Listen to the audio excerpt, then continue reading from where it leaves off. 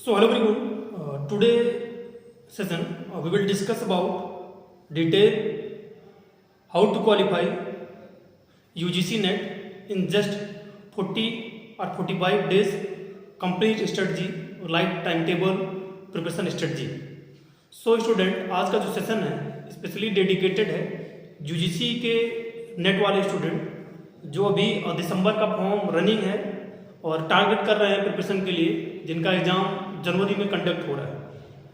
तो एक क्योंकि आप देखेंगे 40-45 डेज शेष बचा हुआ है आपके एग्ज़ाम को, तो उसके लिए क्या आपकी अप्रोच रहनी चाहिए, क्या आपका स्टडी प्लान रहना चाहिए, क्या स्ट्रेटजी रहनी चाहिए, उसी को हम लोग इस सेशन में बहुत मिनिमम टाइम में डिस्कस करेंगे। तो जब भी आप इस वीडियो को विजिट करते हैं एक बार वीडियो पूरा देखें, इन्फॉर्मेशन अच्छी लगे तो चैनल को सब्सक्राइब करें, वीडियो को लाइक करें, शेयर करें। तो स्टार्ट करते हैं। देखिए अप्रोच का मीन्स क्या है, क्योंकि आपके पास दो टाइप के इसमें स्टूडेंट बैठेंगे। एक तो जो भी फ्रेशर हैं जो जस्ट पहली बार इस एग्जाम में बैठ रहे हैं मास्टर में एडमिशन लेने के बाद, कुछ ऐसे हैं जो ऑलरेडी 1-2 अटेम्प्ट दे चुके हैं, कुछ नेट क्वालिफाई नहीं हुए हैं तो वो नेट के लिए ट्राई कर रहे हैं, कुछ नेट क्वालिफाई हो गए हैं तो वो जेआरएफ के लिए टारगेट कर रहे हैं। तो डिपेंड करता है हर पर्सन के ऊपर। जैसे कि आप फ्रेशर हैं क्योंकि आपके पास 40 डेज बचे हुए हैं, तो अब आपको बहुत 10 बुकें तो आप पढ़ नहीं पाएंगे। तो जिस भी सब्जेक्ट में आप देने जा रहे हैं उसकी एक बेसिक बुक, सबसे बेसिक फंडामेंटल वाली जो बुक है उसको आप पढ़ लीजिए। लाइक अब जैसे एग्रीकल्चर से बिलोंग करते हैं, एडल्ट एजुकेशन में देने जा रहे हैं तो डायमेंशन पढ़ सकते हैं, treasure trove of extension education. Mass communication में देने जा रहे हैं तो अरिहंत की जो बुक आती है यूजीसी नेट मास कम्युनिकेशन, वो पढ़ लीजिए। बाकी आप एनवायरमेंटल साइंस में देने जा रहे हैं, कल मैंने उसके लिए बुक लिस्ट अभी रिकमेंड किया है तो उनको आप देख लीजिए, ठीक है। बाकी आप जिस भी सब्जेक्ट में जा रहे हैं बेसिक आप पढ़ लीजिए और उसकी एमसीक्यू अरिहंत के लिए आप ले लीजिए सब्जेक्ट सेकंड के लिए। बाकी फर्स्ट पेपर के लिए आप अगर पढ़ेंगे तो सबको पढ़ना है केबीएस मदन सर की बुक को, और फर्स्ट पेपर के आप अनसॉल्व या प्रीवियस पीवाईक्यू अरिहंत के कंपाइल आते हैं उनको ले लीजिए, ठीक है। ये अप्रोच रहनी चाहिए। जैसे आप 40 डेज बचा हो तो 40 डेज में क्या है कि आपको 7 to 8 hour strictly daily follow करना है आपको। अब इसमें reading revision and practice, reading revision and practice अभी 30 डेज।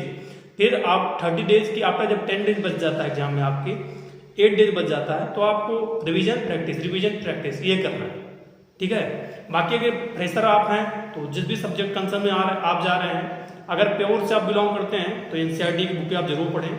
आप अगर हिस्ट्री, ज्योग्राफी, पॉलिटिकल साइंस में बैठ रहे हैं, संस्कृत में, बाकी टॉपर्स के नोट आते हैं यूसी नेट के लिए, बहुत अच्छे नोट्स होते हैं। 2000 के नोट्स सब अवेलेबल हैं किसी भी डिसिप्लिन के। आप कॉमर्स में देने जा रहे हैं, मैनेजमेंट में देने जा रहे हैं, पॉलिटिकल साइंस में देने जा रहे हैं, एजुकेशन में देने जा रहे हैं या इन्वायरमेंटल साइंस में देने जा रहे हैं, तो उसके नोट्स अवेलेबल हैं। बाकी एप्लीकेटेड जो अरिहंत की ऑब्जेक्टिव बुक अवेलेबल है।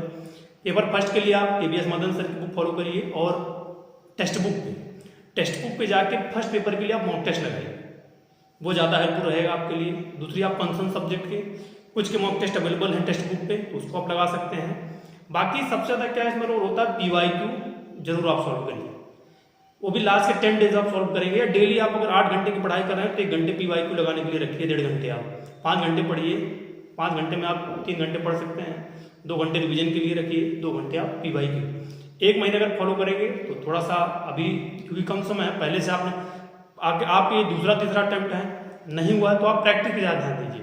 फिर आपको रिवीजन और वो करना, बाकी आप प्रेशर हैं तो आपको पढ़ना भी है, रिवीजन भी करना और प्रैक्टिस भी करना, ये ओवरऑल। और देखिए मैं आपको बता रहा हूँ कि जो ओवरऑल स्ट्रेटजी है learning, revision and practice, daily 7 to 8 hour आपको स्ट्रिक्टली फॉलो करना है। और 30 डेज, 40 डेज, 45 डेज जो भी रिमेंबर बचता है आपके एग्जाम की डेट से, आपको स्ट्रिक्टली उसको फॉलो करना आपके टाइम टेबल, ठीक है। बाकी नेगेटिव इसमें है नहीं, तो मैक्सिमम चांस रहता है आप पूरे के पूरे क्वेश्चन अटेम्प्ट करें। और जैसे जो एग्रीकल्चर बैकग्राउंड से हैं तो ऑलरेडी जानते हैं कि सब्जेक्ट में उनको एग्जाम देना, मैंने 1-2 वीडियोस को रिकॉर्ड कर रखा है। तो आप क्या है कि पेपर को पूरा अटेम्प्ट करें। फर्स्ट पेपर के लिए आप केबीएस मदन सर के और ऑब्जेक्टिव टेक्स्ट बुक को जरूर लगाएं। सेकंड कंसर्न सब्जेक्ट जो भी है उससे रिलेटेड जो भी आपके पास पीवाईक्यू मार्केट में अवेलेबल है या ऑनलाइन अवेलेबल है तो उसको जरूर फॉलो करें।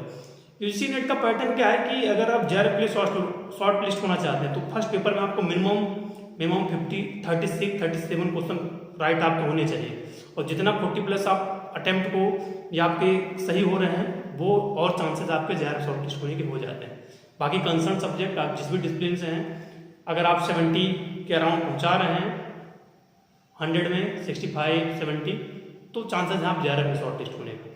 बाकी कट ऑफ देखिए हर ईयर वाइज वेरी करती है नंबर ऑफ कैंडिडेट के ऊपर, उनके स्कोर के बेसिस पे, क्योंकि यूजीसी 6% टॉप स्कोर को लेता है, जिसमें से 5% जो नेट अलॉट किए जाते हैं अकॉर्डिंग टू कैटेगरी, 1% में according to category JRF allot किए जाते हैं। ठीक है, तो आई होप ये सेशन ओवरऑल एक स्ट्रेटजी दी गई 45 की है, तो फ्रेशर के लिए क्या है कि वो रिवीजन भी करना पड़ेगा, उसको पढ़ना भी पड़ेगा और प्रैक्टिस भी करना पड़ेगा।